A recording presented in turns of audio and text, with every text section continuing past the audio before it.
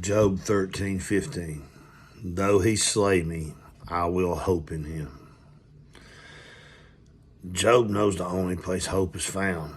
After all he's been through, even as a righteous man who is being wrongly called to account by his friends, he knows that the mercy of God is his only salvation. If you're in a dark place, dig deep into the story of Job. He gets it. Not only is God our hope in the darkest night, but ultimately, he's where the joy is. That's an excerpt of my study guide book that I'm studying. I just thought that's powerful. Something that I learned, I didn't learn, I knew, but Job points out plainly in chapter 12 verse 2 is, no doubt you are the people, and wisdom will die with you. 12:5. In the thought of one who is at ease, there is contempt for misfortune. It is ready for those whose feet slip.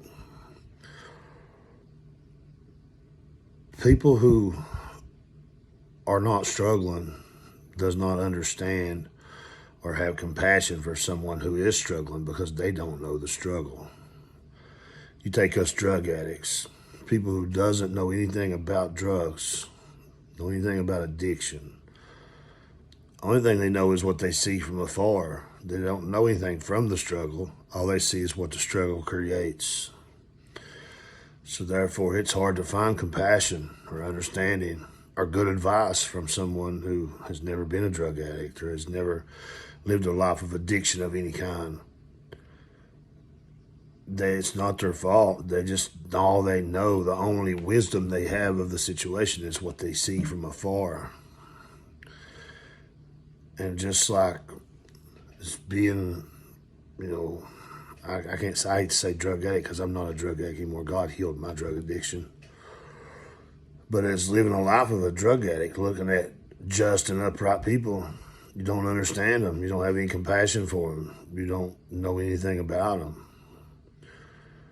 It's like with Jesus, you got to lay down in the dirt to get to know him. You got to lay down to get to understand them. You got to lay down with them. You got to sit down with them. You got to pray with them. You have to study with them. You have to worship with them. The good and the bad have to mix in order to be able to understand each other, because without any kind of mixing of the different lifestyles, the different struggles, the different cultural divisions, you're not going to understand. The water has to mix somewhere. It has to meet, and it has to mix, and it has to churn, and it has to cultivate understanding and love and compassion. So if you're in a struggle and you've got friends and confidants who are not giving you the advice that you need or want to hear, maybe you need to seek counsel from somewhere where an expert is. If you need help with a drug addiction, find you a drug addict who's been a drug addict for 25 or 30 years and turned their life around and found God and got their drug addiction severed. Ask them for some advice about how to live a drug addiction life, or how to escape drug addiction, or how to get through the struggle you're fighting.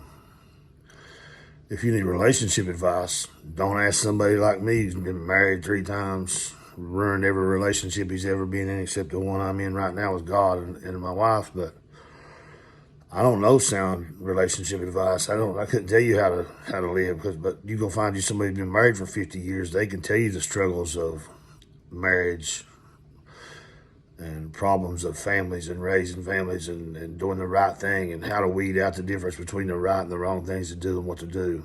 I can't give you that advice. I'd advise you not to never ask me a question about a relationship, because I've failed miserably for 45 years at them. Just now starting to get it right myself, brand new, like a little baby in one.